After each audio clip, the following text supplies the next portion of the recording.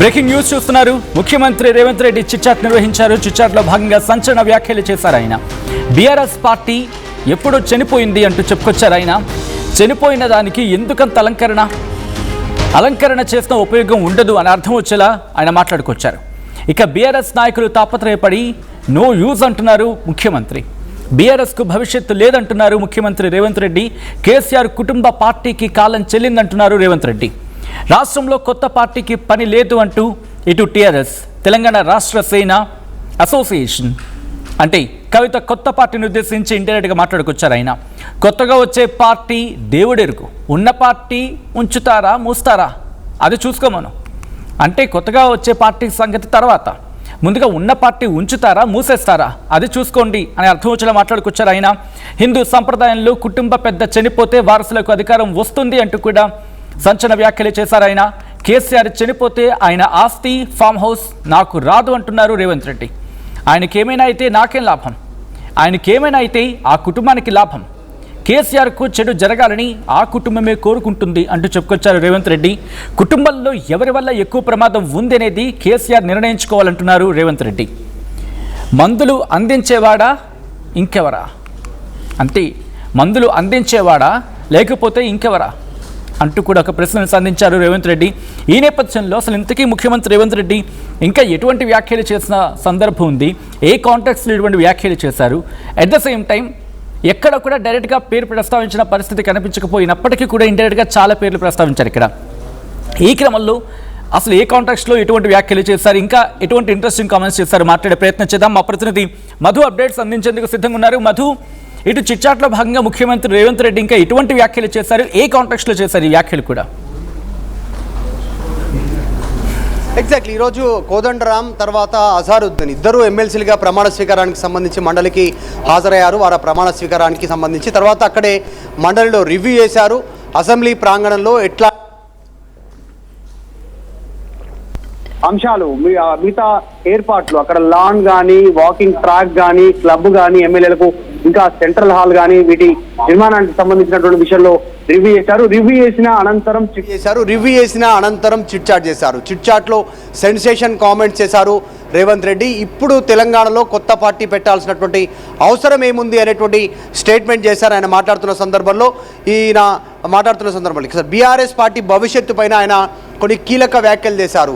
BRS party చనిపోయినటువంటి party, శవానికి ఎంత అలంకరణ చేసినా కూడా ఉపయోగం లేదు, అసలు పార్టీ ఉంటుందా లేదా బీఆర్ఎస్ అనేటువంటిది వాళ్ళు నిర్ణయించుకోవాలి. కేసీఆర్ చనిపోవాలనేటువంటి కామెంట్ ఆయన దానిపైన వస్తున్నటువంటి కామెంట్ పైన నేను ఎక్కడ కూడా ఆయన చనిపోవాలని కోరుకోలేదు, ఆయన చనిపోతే నాకు వచ్చే లాభం లేదు, కేసీఆర్ బ్రతుకుంటేనే నాకు రాజకీయంగా లబ్ధి, ఆయన ఉంటే ఒకవేళ కేసీఆర్ చనిపోతే ఆయన కుటుంబ సభ్యులకు లబ్ధి చేకూరేటువంటి అవకాశం ఉంటుంది, ఆయనకున్నటువంటి ఫామ్ హౌస్ కానీ ఆయన ఇల్లు కానీ నాకు రావు కదా ఆయన చనిపోతే అనేటువంటి కాస్త హార్ష్ కామెంటే ఆయన చిట్చాట్లో కాస్త చేసేటువంటి ప్రయత్నం చేశారు.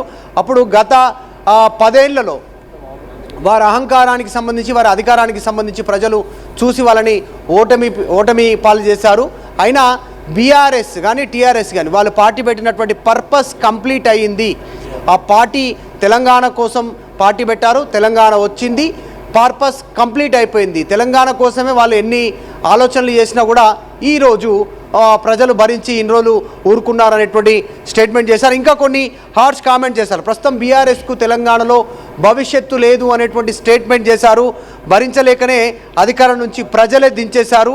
కేసీఆర్ మాకు కేవలం రాజకీయ ప్రత్యర్థి మాత్రమే, మాకు ఒరిజినల్గా ఆయనతో శత్రుత్వం ఏం లేదు అనేటువంటి స్టేట్మెంట్ కూడా ముఖ్యమంత్రి రేవంత్ రెడ్డి చేశారు. కేసీఆర్ ఆయురారోగ్యాలతో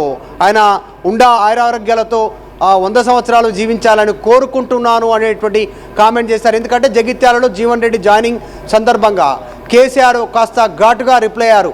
నా కొడుక 1000 సంవత్సరాలైనా నేను చావను, మీరు చావమంటే నేను చస్తాను అనేటువంటి స్టేట్మెంట్ చేశారు. అది పెద్ద ఎత్తున వైరల్ అయింది స్టేట్ వైడ్గా. బీఆర్ఎస్ సోషల్ మీడియా కూడా దాని పెద్ద ఎత్తున ప్రచారం చేసింది. రేవంత్ రెడ్డి ఫోటో పెట్టి రేవంత్ రెడ్డి పేరు తీసుకొని గతంలో రేవంత్ రెడ్డి మాట్లాడారు కాబట్టి. సో ఈ స్టేట్మెంట్కి ఆయన ఆన్సర్ ఇచ్చేటువంటి ప్రయత్నం చేశారు. ఆయన విశ్రాంతి తీసుకుంటున్నటువంటి ప్రజాప్రతినిధి అనేటువంటి స్టేట్మెంట్ చేశారు. అంటే ఆయన ప్రస్తుతం రెస్ట్లో ఉన్నారు, అయిపోయింది అనేటువంటి స్టేట్మెంట్ చేశారు.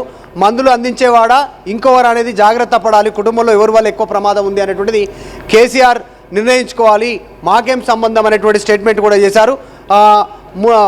మహేష్ కుమార్ గౌడ్ మున్సిపల్ ఎన్నికల్లో ఓడించారు, మొన్న జరిగినటువంటి బై ఎలక్షన్లో మేము ఓడించామనేటువంటి స్టేట్మెంట్ చేశారు.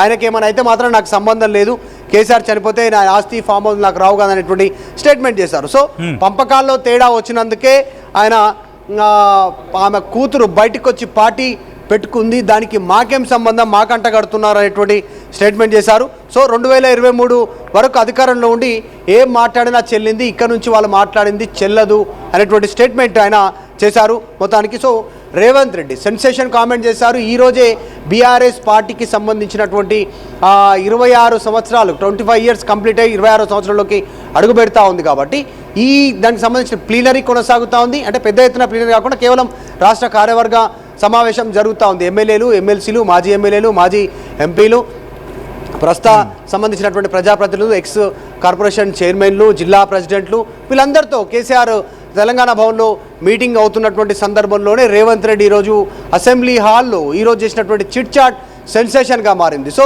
మరి కేసీఆర్ కూడా రెస్పాండ్ అవుతారా కొద్దిసేపట్లో ఇటు రేవంత్ రెడ్డి వ్యాఖ్యలకు, కవిత వ్యాఖ్యలకు, రీసెంట్గా ఉన్నటువంటి పొలిటికల్ డెవలప్మెంట్స్ పైన కేసీఆర్ మాట్లాడేటువంటి అవకాశం ఉందా అనేటువంటి ఒక చర్చ అయితే కొనసాగుతుంది. కేసీఆర్ కూడా తెలంగాణ భవన్కి చేరుకున్నారు, సమావేశం ప్రారంభమైంది కాబట్టి రేవంత్ రెడ్డి వ్యాఖ్యలపైన కూడా రెస్పాండ్ అయ్యే అవకాశం ఉండొచ్చు అనేటువంటి చర్చ అయితే జరుగుతుంది. మొత్తానికి రేవంత్ రెడ్డి కేసీఆర్ పైన హార్ష్ కామెంట్స్తో కాస్త విరుచుకుపడ్డారు. ఆయన చేసినటువంటి కామెంట్స్ గతంలో అదే తీరు, ఇప్పుడు అదే రీతిలో చిట్చాట్లో మాటలతో ఆయన విరుచుకుపడినటువంటి పరిస్థితి అయితే కనిపిస్తూ ఉంది. చూడాలి బీఆర్ఎస్ ఎట్లా రెస్పాండ్ అవుతుందో. Right Madhu, thanks for the update. మొత్తంగా అయితే మాత్రం ఇంట్రెస్టింగ్ డెవలప్మెంట్ చోటు చేసుకుంది. దానికి సంబంధించిన బ్రేకింగ్ న్యూస్ చూస్తున్నారు.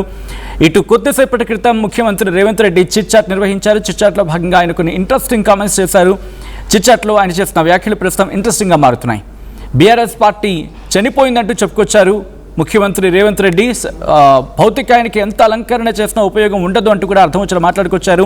బీఆర్ఎస్ నాయకులు తాపత్రయపడిన నో యూజ్ అంటున్నారు ముఖ్యమంత్రి. బీఆర్ఎస్కు భవిష్యత్తు లేదు అంటూ చెప్పుకొచ్చారు ఆయన. కేసీఆర్ కుటుంబ పార్టీకి కాలం చెల్లింది అంటున్నారు రేవంత్ రెడ్డి. రాష్ట్రంలో కొత్త పార్టీకి పని లేదు అంటూ చెప్పుకొచ్చారు ముఖ్యమంత్రి.